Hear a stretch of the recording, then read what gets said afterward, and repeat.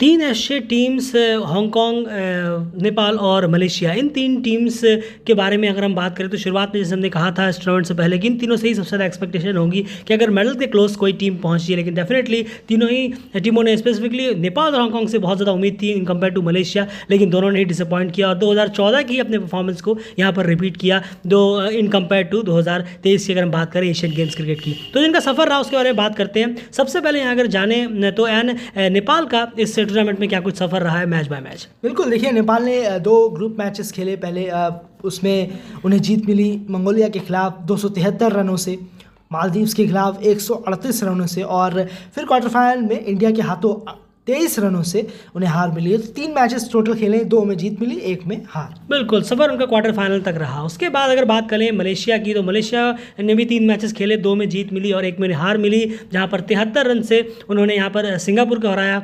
194 run से उन्होंने Thailand को हराया और 2 रन से वो कहीं ना कहीं आज बांग्लादेश के हाथों हारे हैं और वो भी क्वार्टर फाइनल तक ही कहीं ना कहीं सिर्फ पहुँच पाए हैं। अब बात करते हैं अगली टीम हांगकांग की। बिल्कुल, बात करें हांगकांग की तो उन्होंने 3 में से 2 मैचेस जीते, 9 विकेट से कंबोडिया के खिलाफ और 5 विकेट से जापान के खिलाफ उन्होंने मैच जीता। और वहीं देखें हांगकांग ने पाकिस्तान के खिलाफ जो है 68 रनों से उन्हें हार मिली और वो इस टूर्नामेंट से बाहर हो गए। बिल्कुल, ये तो कुछ की फैक्टर्स हो गए। उसके बाद कुछ स्टैट्स के बारे में जल्दी से यहाँ पर जान लेते हैं। तो मोस्ट रन्स इन 3 टीमों की हम बात कर रहे हैं। इन 3 टीमों में सबसे ज़्यादा मोस्ट रन्स जिन्होंने मारे हैं वो है कुशल मल्ला, 3 इनिंग में 213 रन और फिर सैयद अजीज सेकंड नंबर पर जिन्होंने 3 इनिंग में 185 रन यहाँ पर मारे हैं। उसके बाद अगली टैली है मोस्ट विकेट्स की। बिल्कुल, उसमें है अविनाश बोहरा जिन्होंने 3 इनिंग्स में 8 विकेट लिए हैं और उसके बाद देखें दूसरे नंबर पर आयुष शुक्ला जिन्होंने 3 इनिंग्स में 7 विकेट निकाले। बिल्कुल, याद रखिएगा हम यहाँ बात कर रहे हैं इन 3 टीम्स के बीच सबसे ज़्यादा हाईएस्ट विकेट हाईएस्ट रन किसने लिए हैं उसी की यहाँ पर चर्चा हो रही है, बाकी एशियन टीम्स यहाँ पर इंक्लूडेड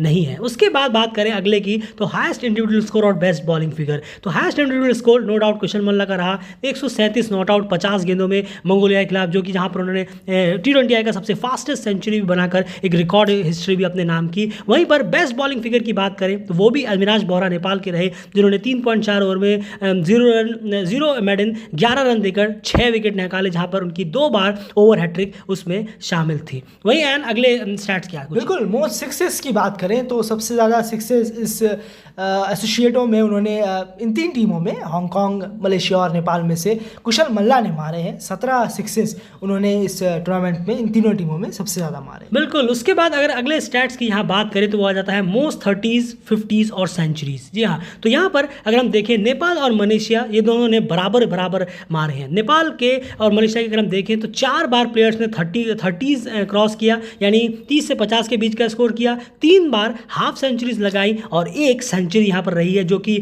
मलेशिया के लिए सैयद अजीज ने लगाई है और नेपाल के लिए कुशल मल्ला ने यहाँ पर लगाई है। वहीं पर हांगकांग सबसे डिजास्टर परफॉर्मर रहा, इसमें भी इंडिविजुअल परफॉर्मेंसेज में भी, जहाँ पर उन्होंने 4 30s सिर्फ लगाई और बाकी 50s और सेंचुरीज उनके नाम कोई भी नहीं रही। तो ये कुछ मोटे मोटे तौर पर स्टैट्स थे इस टूर्नामेंट से रिलेटेड। तो एट द एंड ओवरऑल ये सारी बाकी जो भी डिस्कशन हम इन टीमों के रिलेटेड हैं वो ऑलरेडी एनालिसिस में कर चुके हैं और जो हमने वहाँ पर एनालिसिस में कहा था वही हमारा यहाँ पर बना रहेगा। एट द एंड रिमार्क्स की अगर हम बात करें तो क्लियरली है इन 3 टीम्स की।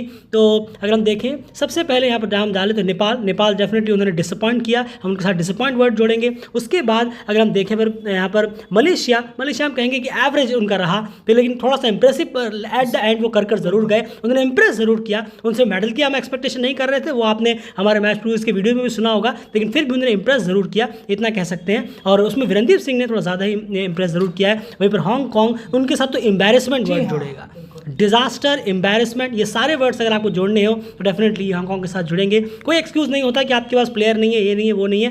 प्लेयर्स के रीजंस ऐसा नहीं है कि सब इंजर्ड बैठे हुए हैं कि हाँ कोई ऑप्शन नहीं था आपके पास, और बाकी प्लेयर्स बहुत सारी टीमों के पास नहीं होते। नीदरलैंड भी कई सारे बिना प्लेयर्स के वर्ल्ड कप क्वालिफायर में गया था और वर्ल्ड कप क्वालिफायर जीत कर आज वर्ल्ड कप खेल रहा है, तो ये अपने आप में बात है। तो ओवरऑल ये कहीं ना कहीं टीम थी।